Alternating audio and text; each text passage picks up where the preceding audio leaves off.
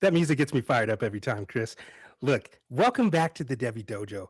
We've got an action-packed episode for you guys today. Before we get into the description of it, though, Chris, how you doing, my friend?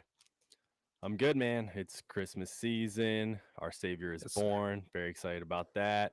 Today, it's the 23rd. Tomorrow, I will be in Mass, which is always one of my favorite times of year, singing Adeste Fideles with my grandma, which is like the only Latin I know just because every year they sing it and it gets in my head. I was bumping it on Spotify the other day when I was getting into the Hey, Christmas mood. there Sometimes we you got to get go. a break from all of the Target Christmas music.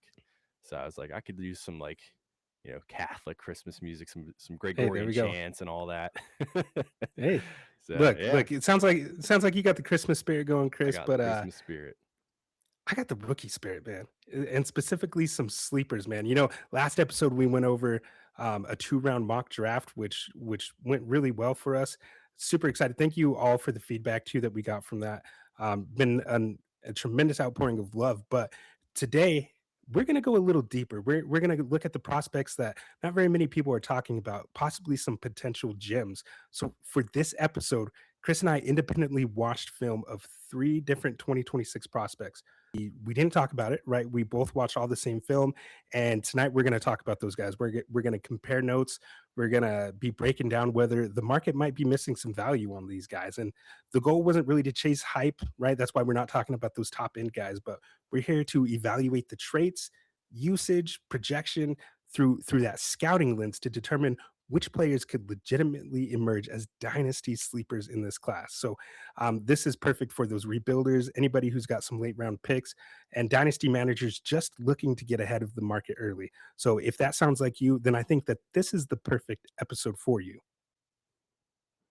Absolutely. Yeah, we got three guys picked out that have been floating on our radar, and we got to do a little bit of a deeper dive. And I think we surprised ourselves a little bit when we started to dive into these guys more, but it also lets us get a little bit of a head start on our rookie guide. So, as we've mentioned Yes, sir. before, Dustin and I will be heading up the FSAN rookie guide for 2026. So, we're going to be talking about a ton of these rookies in the future. And I'm sure a lot of the videos and podcasts we'll be bringing to you in the future are also going to be rookie related because as we wrap up the calendar year, we will be rolling directly into rookie season and pre draft season. So, looking forward to talking about these players today. First up, Robert Henry Jr. All three of these guys we're going to talk about today are seniors. So, I didn't even put those on the graphics. But Robert Henry Jr. is a senior running back from UTSA. He is a road runner and he is a 5'9", 205-pound running back. So a little bit of a shorter guy, but not terribly small, not undersized necessarily.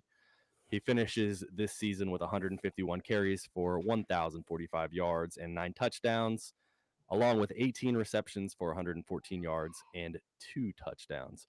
So, what stood out to you, Dustin, when you were checking out Mr. Robert Henry Jr.? Well, Chris, the first thing that I always do when I scout these guys is I got to learn about them, right? I have to go back and look at their background to see where they came from, right? I don't ever just look at the end result. I got to know the person and kind of what they came from. And the first thing you got to know about Robert Henry Jr. is that he played in a small, very small school, won a high school football, played out there in a small little Mississippi town. So just because of that, like he probably got overlooked a little bit by some scouting services, and he was a 0 star recruit coming out of high school. He actually went to Jones College, which is a junior college. After his sophomore season there, that he rushed for over 1,300 yards and 18 touchdowns. So he actually entered the transfer portal and he became a 3 star in the transfer portal. He actually turned down some SEC offers from Kentucky and South Carolina, which I found to be astounding. So I had to dig like, what would make you turn down offers to go play in the SEC? And he talked about the relationship with the coaching staff that he developed there at UTSA. He said, look, I feel like these guys are going to be able to develop me and that I could still get into the NFL. Like they really care for their players. So kind of just spoke a lot about him, I thought. And looking at tape, Chris, like I knew beforehand that this guy was explosive. And that's something that I did see on tape. However, I have to preface this by saying I came away a little disappointed in watching this film. I just felt like his vision primarily is what stood out to me, and the lack of vision, I should say. Specifically, there was a play in the first quarter. Let's see, 4:53 in the first quarter, 3rd and 10. I wrote here that it was the first gap concept with two pulling linemen. He hit the hole decisively, which I do like, and he was following the lead blocker, broke an arm tackle, and he almost broke a long run, but he got tripped up by an arm tackle at his ankles. What I didn't like, and what makes all 22 so great, is you could see the whole picture, right? As he was following the lead blocker, Chris, it was like he got impatient. And you and I were talking about this pre-show. It was like he got a little impatient following that lead blocker, and he just decided to cut to the right, which went directly into traffic and where a defender was. So it was a nice 21-yard gain on 3rd and 10. Like he made a big play. But if he had just continued up north and followed that lead blocker, it would have been an 80 plus yard house call. So just there was a lot of examples like that on his film that showed up. Um, but what stood out to you, Chris, on your first initial watch?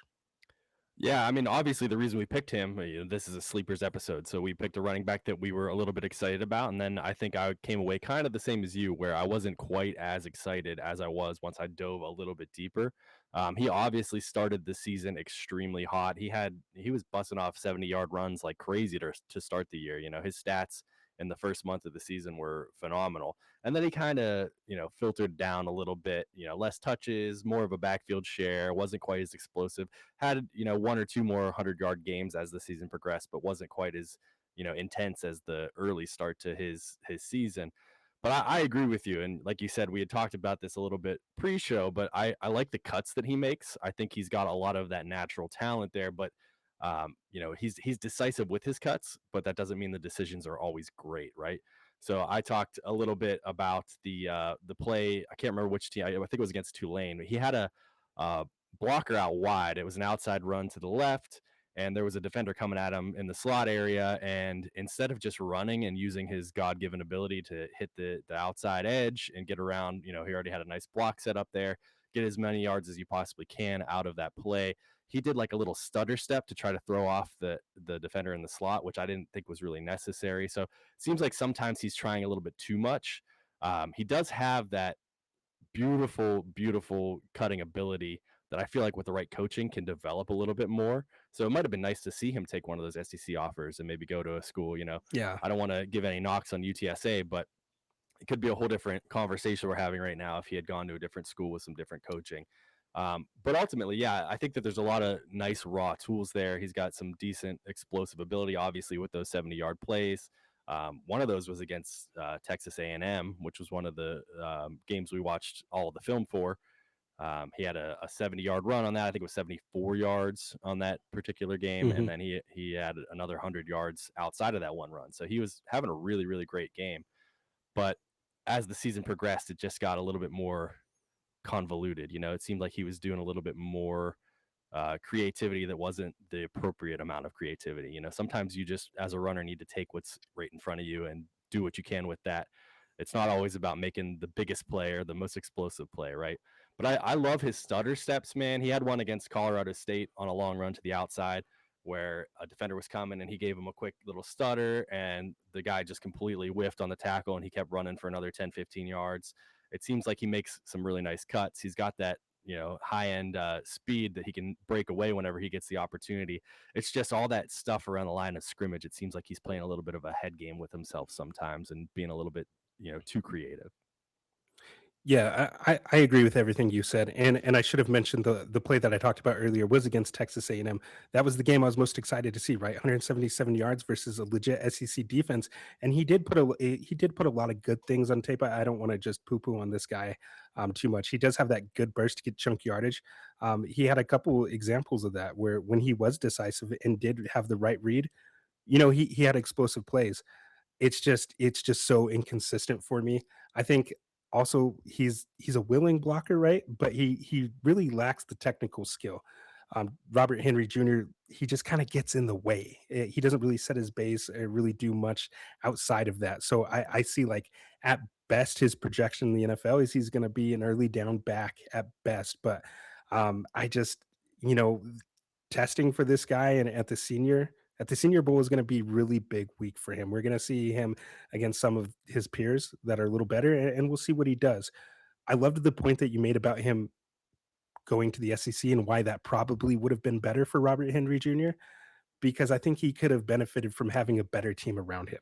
You didn't want to speak ill of UTSA, but I will. Like the talented level around him wasn't the best. I think he probably could have had some better receiving numbers. Now, I don't think he's a weapon out of the backfield by any means, but I think he definitely could have had some better numbers. You even saw against Texas A&M a lot of times, like they had the free release, right? He's right there open, and the quarterback's throwing it in his feet. Right. He had plenty of time to get the screen pass off.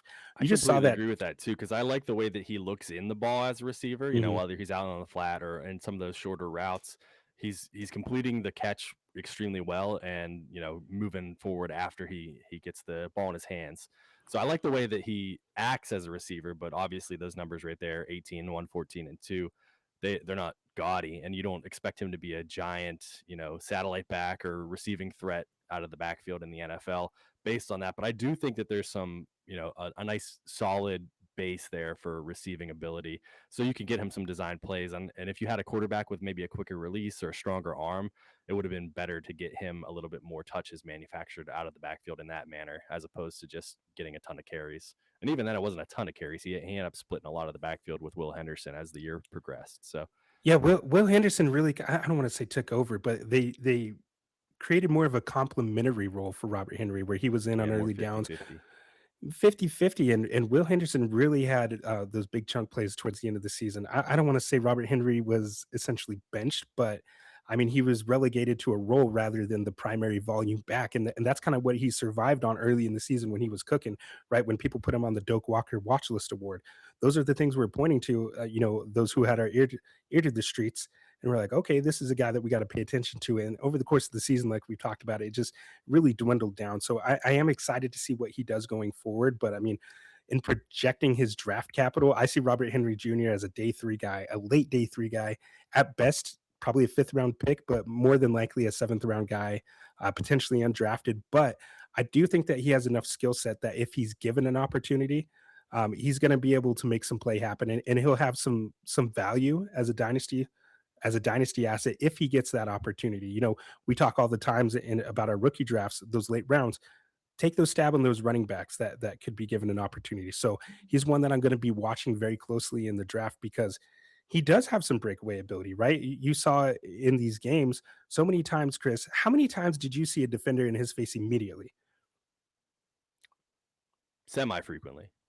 Semi-free versus Texas A&M, it was quite a bit. Of course, that's SEC level competition. Of course, yeah. Tulane, yeah, Tulane, it wasn't as bad, but I mean, so many times I saw enough where it was like a guy in his face and he had to make a cut and he would make a miss and make a good little move, but it was like past that he couldn't see where the holes were opening up, and that's where I have my worry is his vision down the field there and setting up his blocks. I didn't really see any of that.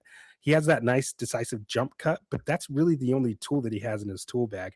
I wrote in my notes that he needs to add a variety of moves, right? I didn't really see any other Yeah, there's a couple moves. times I thought, man, a spin move right there would have been great to get a little bit extra yardage, when those plays are blown up early at the line of scrimmage. And, a lot of the running back position just comes down to how effective is the line in front of you and the blocks that they make for you, the holes that they open up for you. So we've seen absolute nobodies have dominant fantasy weeks just because they're the next man up in a decent offense and they have great games because of, they take what's given to them. And ultimately, Robert Henry to me was just a little bit too much in his own head. For example, even on some of those long runs, he was looking back and forth. He was Yeah. checking to see if any defender, like, man, just keep running. You're fast. You know what I mean? If you get hit, you get hit, but just don't waste any time looking around for anybody. Just keep going. So I think that with the right coaching, he can be a more polished running back. And ultimately, for me, he's an intriguing sleeper, but I'll be taking some shots on him. I have a couple of leagues that draft before the NFL draft. So, in the fourth round or whatever, I'll take some flyers on him, see where he lands. But a lot of his value for me and the dynasty world is going to depend on, of course, draft capital and where he ends up. How blocked is he? Is there an opportunity for him right away to get a little bit into a cycle? I don't think we expect him to be a workhorse anywhere, but if he can start being the second or third man in a rotation, that would be great for him long term. So Yeah. that's going to be the big selling point for me is, what happens in April. One thing that before we move on, Chris, the one thing that I did, not the one thing, but another thing that I did like in his game, he's a little more scrappy than you think, right? You see his size 205, doesn't seem like the biggest guy, but he will fight for those extra yards pretty consistently. In fact, he had 646 of his yards after contact on the season. So, I mean, again, just points to that guy that he's a little scrappy, and I did appreciate that in his game. But if he just adds a little more refinement in some of those moves, I think that there's enough traits there to build something. But again, I we'll say agree. it a Yeah, million times with this guy. We there need was a coaching. We need really good coaching for That's true. him. There was a couple runs that reminded me of like those old cartoons where there'd be like a fight or something, like the Roadrunner or whatever which is funny because he's UTSA, but they would collide and there's like a big, scribble circle where it just Yeah. a whole bunch is going on and the arms are flying out of the scribbles, and it just kind of looked like that every once in a while. So he's a little bit scrappy where it's just like he's flailing around in there and he's fighting for some yardage, which is great. But yeah, ultimately less impressed than I thought I would be as we dove deeper into this player. Yeah, it was a little disappointing. I was really excited to watch it, and I was like, yeah, maybe not as good as we thought, I but think ultimately too, this is we've talked before about the fall off of this class in general, and nobody had high hopes, and we in particular at the dojo liked a lot of these running backs that might come out in 2026, and the higher end talent isn't there that we expected. But I think there's still a decent bit of depth in this class, and he's going to the yeah. Senior Bowl, right? So he's going to have an opportunity to make a name for himself as the offseason progresses, and potentially rise up some GM's draft boards and be one of those top 10, 15 running backs taken in the draft. Yeah, for sure. Speaking of potential gems, man, let's get to the next guy because this is someone you and I are both very excited for now. Again, we didn't compare notes, but pre-show we did discuss these guys a little bit, and we both talked about how Ted Hurst, the wide receiver out of Georgia State, was probably one of the sleepers that we are both the most excited for. Man, there's not a lot of guys who at 6'3" have that size, athleticism, and production, all these traits that you really look for, Chris. I was looking at his game film, and against South Alabama, which was week 9, he had 11 targets, 5 catches, 110 yards, and 2 touchdowns. First quarter, the second play of the drive, it was pretty disappointing. He he ran an out route against zone coverage, and he was wide open, but his quarterback just threw the ball right at his feet, and I was like, "Oh man, right away, this is going to be a long game for this kid." But in the third quarter, on 3rd and 6, there was trips formation to the left. Ted Hurst ran an in breaking route against the linebacker, and the linebacker actually had really good positioning. His quarterback had to layer over the linebacker, and Hurst used that. He reached up and he grabbed it without breaking stride. He continued on, went north. He stiff armed the safety and turned on the Jets for a 70-yard house call. It was the play of the game versus South Alabama. If you look his name up on Twitter, you'll probably see that highlight all over the place. But I mean, dude, laser timed 4.5-yard, 40-yard dash. He has decent speed for his size. I think he's a little faster on the field. I mean, maybe it was the Sun Belt competition. I'm anxious to hear your thoughts on this, but that athleticism is pretty tantalizing to me. He made it on Bruce Feldman's freak list. Those are always guys that I pay attention to as those athletic freaks. Yeah, and we debated, we have 6'3", 195 here. The numbers are all over the place. Some of them, a lot of places, even ESPN says 185, but it didn't necessarily look like he was that skinny. He is, you mentioned wiry, he's a little bit lankier. So either way, it would be nice to see him add a little bit more muscle, but I think he's probably more 195, which you could find in some places. I like the overall game. He's somebody who I'm happy we dove into a little bit. And you mentioned his speed. I know he was clocked at over 22 miles per hour on one of those long runs this Ooh. year. So you mentioned it, and it's certainly there in reality. 22 miles per hour is fast, my friend. So when you're 6'3", Yeah. especially, and you're running 22 miles per hour, that's awesome. I liked just, it seems like he's got really soft hands, like he can catch a lot of things with ease. He has a very nice natural feel for timing the high point. So, and you could see that on the picture there. A lot of the catches he made were just him going up and getting the ball at the right moment. And I love that to expand your overall, catch radius. So I think he tracks the ball pretty well as well. Um, Yeah, he does. I you agree talked with that. about Sun Belt competition, so it's tough to get an extremely great picture of what the NFL might look like for him. But I think a lot of his natural tools translate really well to the modern NFL game. So I would like to see him add a little bit more pounds. We talked about that with Chris Brazil in the past. These guys that are a little taller, we need a little bit more muscle out of you if you're going to really Yeah. play at the NFL level and make a big impact. It's very rare that you get a Devontae Smith or somebody who's just a twig out there that can make an insane impact. And that's a Heisman winner too. So that's a complete freak of nature out there playing the game. So with a lot of these guys, you hope that they hit the gym a little bit, hit the weight room, and pump up their muscle a bit so they can be a little bit more physical. But I do like his ability to potentially be a contested. His contested catch numbers weren't like fantastic, but it was almost 60%. I think it was 57 something. So not bad. And when he's got that natural ability to just jump up and time it perfectly, it seems like that's how he was making his bread and butter on a lot of these catches.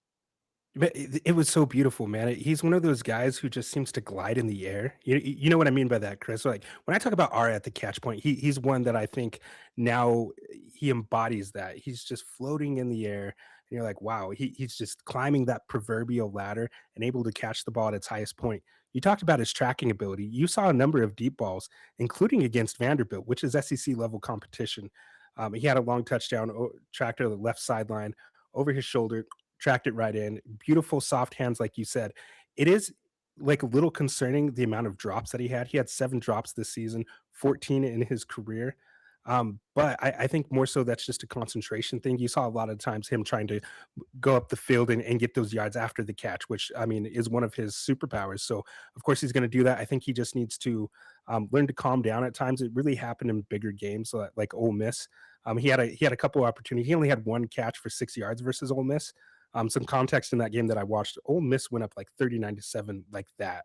Before the second quarter, they were up by a pretty large amount, and then they just took him out of the game. But versus Vanderbilt is just his legit route running savvy, right? I was shocked to see such an advanced release package from a G5 guy. Like you don't see that with these guys. A lot of times, these G5 players, they're just a little more athletic than the competition, and they win that way. And while he did do that, like I said, real route running savvy against Vanderbilt. Again, he had a combo release, right? So it started with a skip and then he moved to a diamond release package. He sold the outside stem. He got that corner to bite on the outside and he moved his hips. And once you expose your hips, man, he had him. He stacked him vertically and then he won it over the rim, right? He did that exactly like in that picture right there. Jumped up and attacked the ball at its highest point, and it was a key third down conversion to keep the chains moving in a close game versus Vanderbilt. So like super excited for that. And I'm thinking like this guy's gonna go to the Senior Bowl now. You know those drills where it's one-on-one reps with the DBs, and he's gonna be able to show that. Like there's gonna be a bunch of clips of him. I'm super excited to see him, and I think that he's gonna be a big time riser at the Senior Bowl. Yeah, I completely agree. I think that this is one of the guys that you need to get on your radar now because you're going to hear a lot more of him, in the coming months. I could see him being right now, maybe like a fourth round pick and then potentially sneaking into the third round if he has a nice Senior Bowl performance and, combine and all this stuff that the GM salivate over those non-game reps that they love to see. So I have a feeling that he could sneak into day two potentially. So he's somebody who's, I'll be taking shots on him as the third round, of rookie draft starts to roll around. So definitely interested to see what he can do moving forward. Overall, yeah, like you talked about his route running, I think he's very polished for a player that's playing at the G5. And I know he had opportunities to transfer. He entered the transfer portal last year and stayed at Georgia State, and then they only ended up winning one game. So it would have been nice to see him against more competition, which we're going to say forever. That's the state of the NCAA these days, right? We want to see people transfer whenever they get the chance, and some of them just Right. are loyal to their team. They want to stay. They want to help their dogs out, and you got to give them a little bit of credit for that as well. And at the bottom, I had his PFF receiving grade, which I know some people knock PFF. It was 81.4, which is top 15 in the nation. So that's pretty good. And if you're using that PFF grade as just the gospel, that's when you're going to hit some snags. But I think when you're doing things like this, where you're looking at the whole body of work, you're checking out some of the analytics, and you're watching tape, that provides a little bit of extra context. So they do a decent job of isolating the talent level versus what's going on around them. So that's something as well to keep an eye on. And you're kidding yourself if you don't think that NFL GMs are keyed into what PFF is doing, right? A Right. lot of us fantasy guys out there love it or hate it, but it's definitely a piece of the puzzle. Yeah, yeah, for sure, Chris. And I mean, even looking at those numbers, a 2.24 yards per route run, I love to see that 84% wide alignment out there. So I mean, he's your prototypical boundary X wide receiver. That's a need in today's NFL, man. For so many of these drafts, we're getting these short kings out there, which I mean, hey, shout out my short kings out there. Like nothing against you, but 6'3", man, back-to-back productive seasons, the athleticism that he displays, the route running savvy, there's a lot of polish to this kid, and you don't see that in these guys. Like he's a guy that I'm very excited for. You talked about him going potentially day 2. I kind of want to pick your brain on this. How high do you think he could go potentially? Are you thinking I round don't think 2 round or two more at of a all, but I think no, he's got a no. chance to sneak in around three. You know, we saw those guys like DK and Tesla who were both, I believe, round 4 last year. But he's kind of in that range for me, where one of those guys that might not be on a lot of people's radars now, but you know, a handful of people were in on those guys this time last year, saying, "Hey, these guys got a chance to break in there." So I could see him being one of those types of players that sneaks into the late third, maybe early fourth round, which is not sometimes I think those players get a knock, but Yeah. and rightfully so, because not how many what do the stats show? Not all of them end up doing crazy things for your fantasy team. But when we're here with 4 or 5 rounds of rookie picks, you got to take your shot on somebody, and it better be somebody you believe in. And I believe in this kid. The drops, of course, as you said, 7 drops on the year. You got to work on that, man. But everything else looks pretty good. Yeah, I mean, a preseason Bolitnikov award watch list guy. Like I said, he was 83rd in Bruce Feldman's freaks list. Started off as a zero-star recruit, committed to a D2 school, Valdosta State. Entered the transfer portal as a 3-star, went to Georgia State. Like, could he have gone somewhere where the competition level was a little higher? Potentially, I don't know. But loyal to the soil, he stayed there. Good on him. He's a guy that I'm just banking on, man. He's a flag plant guy for me as one of those late round stabs. So you heard it here first. We're planting our flag on this guy, Mr. Ted Hurst. But Chris, let's go ahead and move on to our last and final guy here. Rounding Someone out the that tight end position. yeah, look at that, Mr. Justin Joly. Chris, go ahead. You start us off. What are your thoughts on Mr. Justin? Yeah, absolutely. I mean, the first thing that stands out, right? You see 6'3", 251. That is a big boy out there, and he was a lot of fun to do some film diving on. And when we first made our checklist of who's going to take which players for the rookie guide, I planted my name on him real quick so nobody You else did. could take him, because I really wanted to watch more of him and see exactly what he's made of. And what is he made of? Dog. He's got that dog in him, Dog. my friend. This is just a tough guy. Very hard to bring down. There was a catch. This was from 3 seasons ago now when he was at UConn. He's been at NC State for the last 2. When he was at UConn, he had a great touchdown along the sidelines where he kind of shook off the guy as he was making a catch, and then there was a safety waiting for him deep. And right along the sideline, he just stopped and just pushed the guy out of bounds and kept going for, for a nice long touchdown. So that was fun to look at. And then making the rounds on Twitter earlier this year against Pitt, which, I love to see when you're doing good stuff against Pitt. He had the Greg Jennings play, man. We got to enter the Yes. mind of a Greg Jennings. I'm gonna put the team on my back, though. So he had it was a little bit of a trick play. They threw to somebody out wide, and then they like kind of like a flea flicker type play, and he was wide open. And I can't remember what it actually was. It might have been a hamstring or something, but he was pulling It his was a leg up. hamstring. Yeah, and Yeah. he looked slow. He was fighting for 15 miles an hour there just to get He to the was end zone. limping. He Yeah, was but he did limping it, out there. It man. was literally the Greg Jennings. It was literally that Greg Jennings It play, was man. Put the team on my awesome, man. back, though. Yeah, it's This great. is a He's a tough lot of fun. guy. I mean, just when you watch him play, you could just tell the physicality's there, and they're using him like a modern NFL tight end, where he's splitting out wide a lot, playing a lot in the slot. He actually played wide receiver in high school. So you had mentioned me pregame, which I didn't, or pre-show, I didn't know that he was only 215 entering college. So he's put a lot of Yeah. pounds on to play tight end. And I'm an intangibles guy, right? So he had a interview just about a week or 2 ago with the Draft Network that was a fun read. Asking him, what's your favorite routes to run? He's like, man, I love all my routes. I just want to go out there. Whatever the coaches tell me to do, I'm doing it. They asked him about blocking, and he's like, I'm not even the best blocker, on the team. All the other tight ends in that room have been helping me out, making me a better blocker. And what I see out of him, I mean, you don't need to be a good blocker to play tight end in the NFL anymore, right? We have guys that are in the NFL just to block, and then we have guys like Justin who are in the NFL to catch passes. But he does a decent job in both the run game and in the pass game. And what stood out to me was I like the way he fakes his pass blocking whenever he's Yeah. starting selling the pass block and then cutting out to run a route. seemed like he did a pretty good job of faking out some defenders on those plays. So You know, overall, he it's seems like a interesting. guy who's played tight end for quite a while. It's interesting that he thinks that he's not a very good blocker. In my notes, like part of his strengths was I said he was a pretty decent blocker, man. Against Duke in week 4, there was a play where he lined up in the slot and he blocks the nickel defender and drives him toward the corner, lined up against the wide receiver coming back on a bubble screen, right? He pushed his defender into that corner and it sprung the wide receiver for like an 80-yard house call. Like that play doesn't happen with him because with his blocking, he took out 2 defenders. So he's an excellent blocker in screens too. You talked about the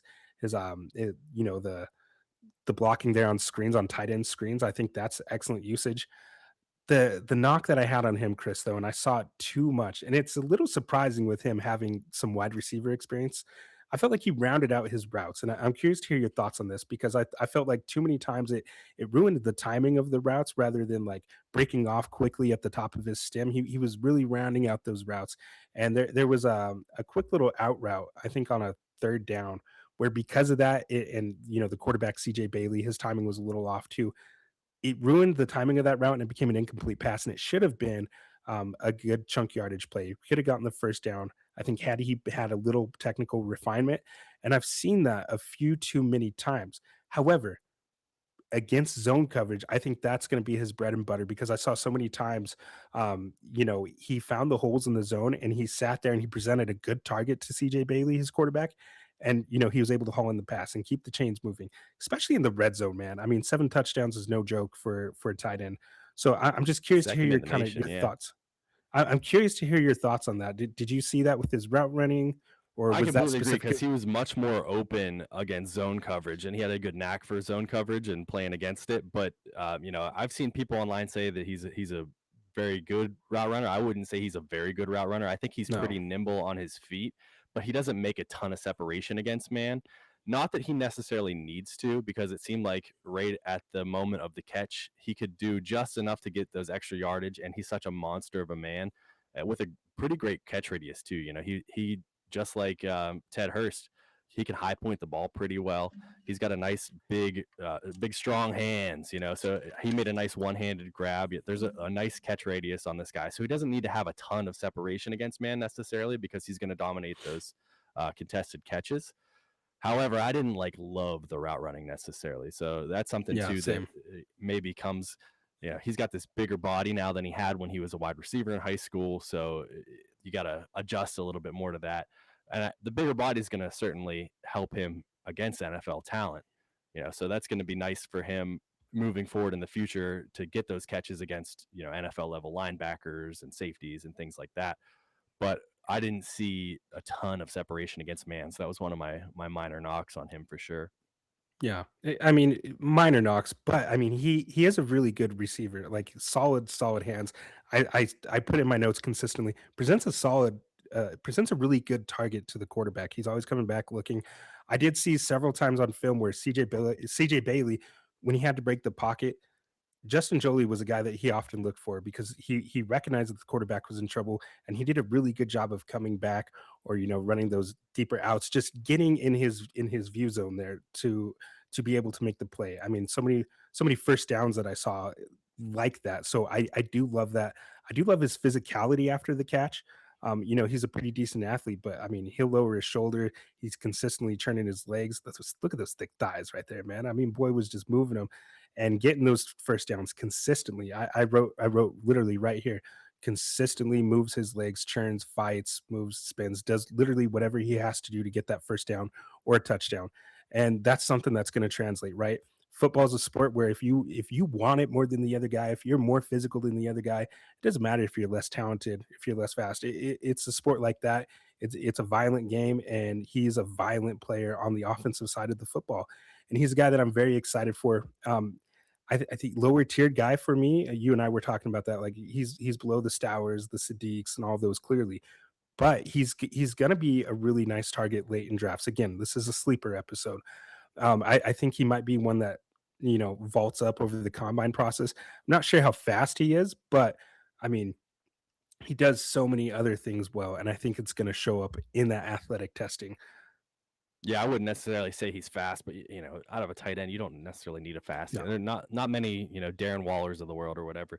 You could see a bit of that, former wide receiver talent in him on his awareness on the sidelines. Though I've seen him, he's not a Michael Trigg where he's going to be a walking highlight reel all the time, but he made some nice catches where he was very aware of where he was in relation to the sideline, had the nice body control to get a foot down and make sure that he completed the catch. Even on throws that were maybe a little bit too high or a little bit too far away from him, he was able to reach out there and get it while maintaining his feet in bounds. So he's got a little bit of that former wide receiver still hiding in there.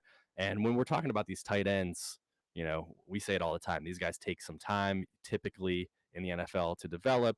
And tight end is such a puzzle, like outside of the top handful of guys, the Trey McBrides and the Brock Bowers of the world, you're not going to have consistent great weeks out of most of your tight ends at the fantasy game of fantasy football. So he's one that Yeah. I'm more than happy to take a shot on because I like what I'm seeing out of him. I love the toughness. I love the catchability. I think he's going to be a nice threat in the red zone, and I just love that hustle. He had a game last year actually where he chased down a would-be pick six. He was the last man left, and he ran the guy down and he made the tackle. In the I same love that. game, he hustled for a fumble that one of his I think his running back dropped the ball, and he ran right over there and got it and picked it up, make sure they didn't make a turnover. So he's a hardworking guy. I mentioned the interview. I love those kind of players that are there for the right reasons. They want to be the best version of themselves on the football field. So he's a guy who I'm definitely happy to be taking shots on. Right now, he's probably my tight end four. I do have a little bit of work to do still on some of those tight ends. He's definitely behind Michael Trigg and Sadiq and Stowers for me, but he's right. Once you get past those top guys, and maybe they don't have any like truly elite talent like we've seen out of the Tyler Warrens coming out recently, the Sam Laportas, but there's a couple of those topper end guys at tight end coming out in this rookie class, and beyond those, man, take your pick on guys that you like, and I like this guy. Yeah, I personally need to do some more work on the tight ends outside of the big three.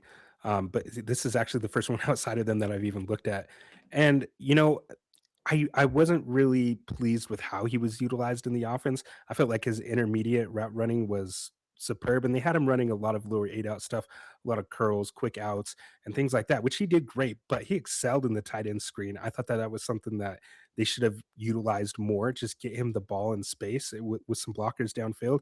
And he has the athletic ability and vision down the field to set up some blocks. Like, there's some pretty exciting stuff. I did have in my notes though, and this wasn't a catch, and that's the beauty of all 22, is that even in incompletions or when he didn't get a target, you could see something there. And I'm pretty excited about this, Chris, because I think it's a way that he could be utilized pretty creatively in the NFL. Now, he was used in motion for the first time all game, right? Typically he was lining up in line or in the slot.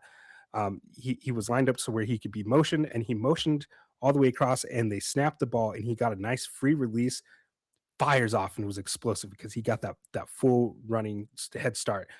It was a wheel route along the left sideline. He had great positioning and a slight step on the linebacker who had to pick him up in coverage. CJ Bailey unfortunately didn't look that way, right?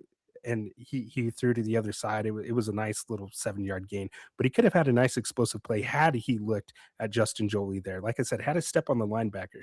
So if you get him somewhere, I'm just spitballing here, like the Chiefs or anybody that really has a need at the tight end position that could use one of those athletic mismatches, use them creatively like that to get free releases off the line and take advantage of that skill set. Like, that's going to be pretty exciting. And I didn't see a lot of that from NC State this season.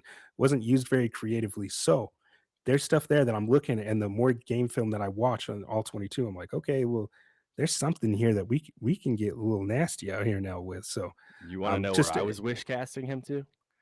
oh As yes, I I was do. watching him, I was like, I want this guy to take Gesicki's spot with the Bengals offense. I love the way There they we use go. Gesicki as basically their wide receiver three. I would love to see him there with two absolutely stud wide receivers and obviously a fantastic quarterback when he's healthy. I think he would be a great piece of that puzzle for them. Yeah, and he could help in blocking too. I really believe that, and we all know Joe Burrow needs that too. So a good spot, man. I like that. I like that. Thank you. Let's see here. I didn't really have anything else No, on that's about him. all that I had written down for him. I just love the hustle, the toughness, the contested catches, the big strong hands. I love those big Mm, strong hands on a tight end. thick Big boy. thighs. Yeah, Thick look at him. thighs save Oh, lives. beautiful man. I mean, and I do want to touch on it before we move on, man. It's no short feat to go from 215 pounds as a freshman to two. It says 251 here. PFF has him listed at 263. So I mean, he's probably somewhere in the middle. Of course, we're going to get the athletic testing at the combine and things of that nature. So we'll get a better picture of where he's at. But to go from 215 to that amount of time takes a lot of work, and it really shows the grind that he had to put into to elevate his game to be a successful tight end at this level, right? Like to be able to work on his blocking, I think consistently over time, you've seen him get better at that. And so, tight ends take a little while to bake here, to take a little while to develop, but he's something there that I've been paying attention to. More than happy to take him late in my drafts. Completely agree. He's firmly on my radar. I'm looking forward to them. And I seem to, even though I knock the tight end position quite often on podcasts, whether it's here or the Pulse or wherever I'm at, I like to take shots on these guys because a lot of these leagues that we play in are tight end premium now. So once Mhm. you get past those, second round running backs, wide receivers that are, your top 25 or whatever, just start taking cracks on tight ends, man, because they usually return value if they have one or two good games. Even if you don't believe in them long term, you can flip them usually pretty quick. I mean, look at Gadsden. I think I still like the long That's a good term call. production on Gadsden, but there was an opportunity there to move him for like a first plus, even when he had those 3 or 4 games where he was absolutely dominating, and now he's just kind of back to being quiet, which we expect out of a rookie. And I still like him long term, so I don't want to knock him, but tight end is a position that in these tight end premium leagues, or if you're a real sicko and you play in 2 tight end leagues, which really boosts the cost of these tight ends, that's when you got to start taking these guys instead of a guy like Ted Hurst, for example. One of those players, or my guy from last year, Io Manor, who I took a ton of and I still love. Instead of taking those, just take a tight end because it could have better returns on value for you at some point. Chris, but I'm curious on your thoughts on this. Projecting his draft cap, where do you see him falling? I think he's probably day 2. I think Oh, the tight end position is one that has a lot of value in the NFL, and a guy like him who's fairly complete, well-rounded, even though we talked about him being more of a receiver. I think that, in the modern NFL, there's a chance that he's going, maybe around 3, possibly even sneaking around 2, depending on how things shake out. I think that, like I said, he's probably behind the other guys, but Michael Trigg isn't nearly as complete, I think, of a blocker as, for example, Justin Joly. So you never know what a team's looking for. So I think he's probably not making true. it out of day 2. Okay. I like it, man. I like it. Well, these are our 3 sleeper picks. Hope that you enjoyed this episode. Believe me, we are going to come with a lot more as Chris and I continue to just dive in the film as we write this rookie guide. We're going to be doing more stuff like this, Chris. And I think it would be cool if we got some all 22 that we could put on here. But that's for another time. In the meantime, if you enjoyed this content, go ahead, like, subscribe, share. It really helps us push out the content and just helps push this out to other people. Chris, do you have any final thoughts? Yeah, we've been focusing on video content again, so we can bring more video content to you guys. That's what everybody seems to like the most. So Dustin and I will continue to push out weekly podcasts, weekly videos for you. And as a result, our Substack writing from the 2 of us has dipped a little bit, especially here in this Yeah. holiday season. However, we have the Substack. Our boy, the Shinobi, Josh, is always writing articles weekly. And we just added our dear friend Ben as well, who's going to be writing weekly articles as well. Yes, sir. So we're going to keep coming at you with written content as well. I love the Substack platform. It's definitely a blossoming form of social media. It's a great way for us to get, quicker articles out to you. If you just want to hear our thoughts in a quick, 5-minute, 10-minute read instead of watching a whole video, that's another way for us to bring a little bit more analytics to you that you can digest pretty quickly.